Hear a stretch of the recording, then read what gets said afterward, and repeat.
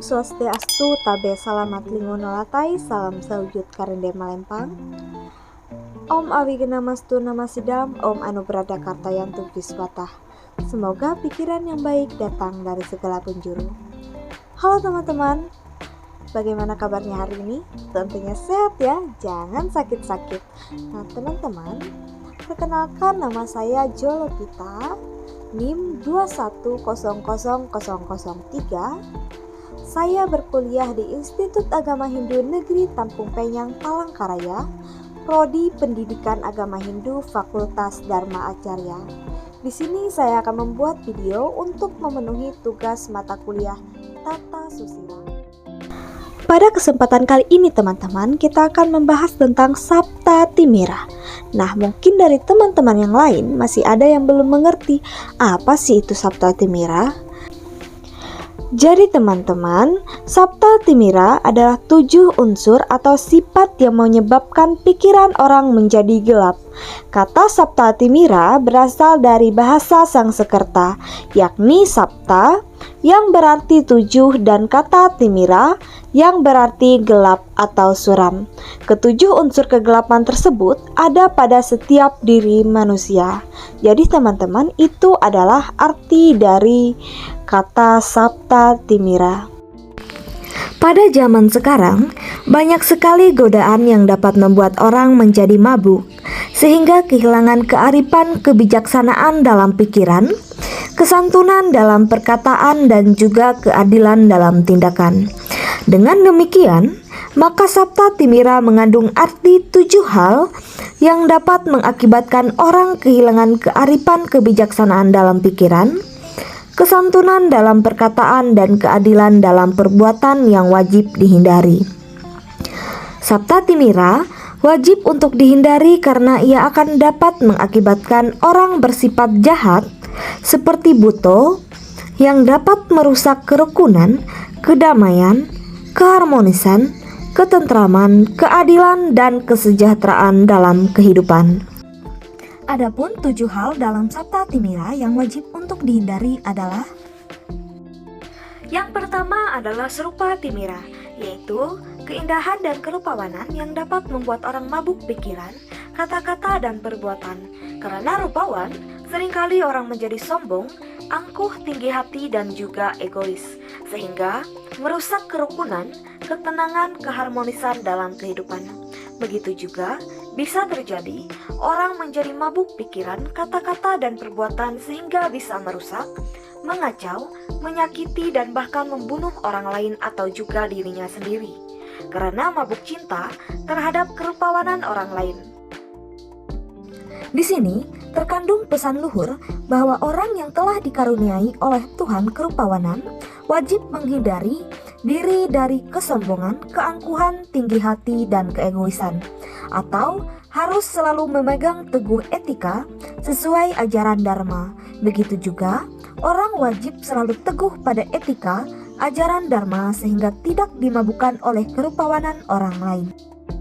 Yang kedua adalah Dana Timira, yaitu harta kekayaan yang membuat orang mabuk pikiran, perkataan, dan juga perbuatan. Seringkali terjadi bahwa karena harta kekayaan yang dimilikinya membuat orang menjadi sombong, angkuh, tinggi hati, egois, dan merasa segala-galanya bisa dibeli dengan harta termasuk tahta dan cinta.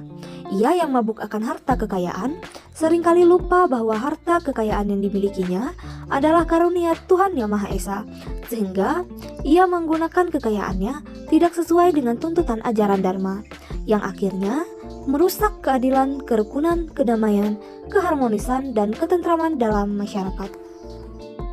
Yang ketiga adalah Yowana Timira, yaitu para muda-mudi, remaja yang kreatif, inovatif, dan penuh dengan kebebasan, sehingga tidak terkendali, maka akan dapat membuat pusing pikiran, kata-kata, dan perbuatan.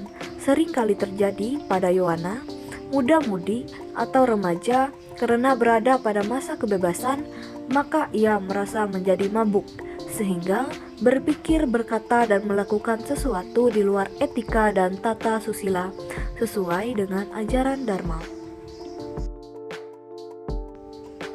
Yang keempat adalah Sura Timira, yaitu minuman keras narkoba yang dapat mengakibatkan mabuk pikiran, kata-kata, dan perbuatan.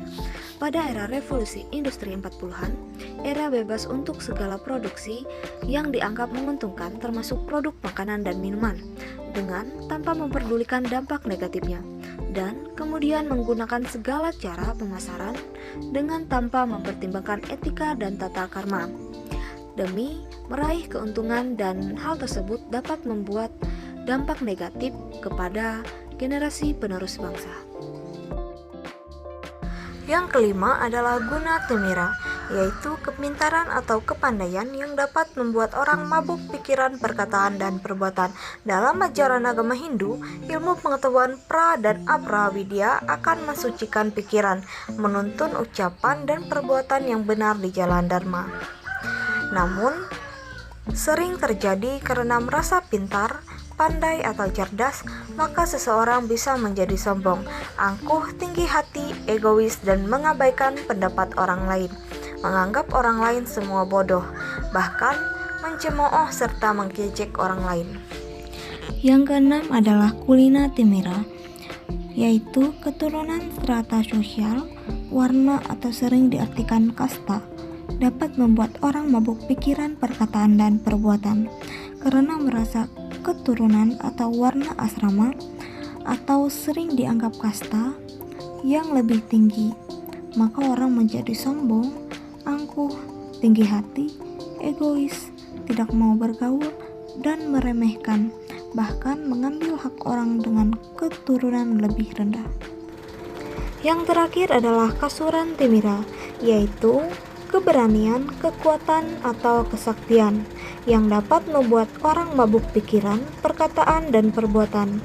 Karena dimabukkan oleh kekuatan, keberanian, dan kesaktian tersebut, maka seringkali orang menjadi sombong, angkuh, tinggi hati, dan menggunakan kekuatannya itu untuk merusak kerukunan, kedamaian, keharmonisan, bahkan menyakiti orang lain.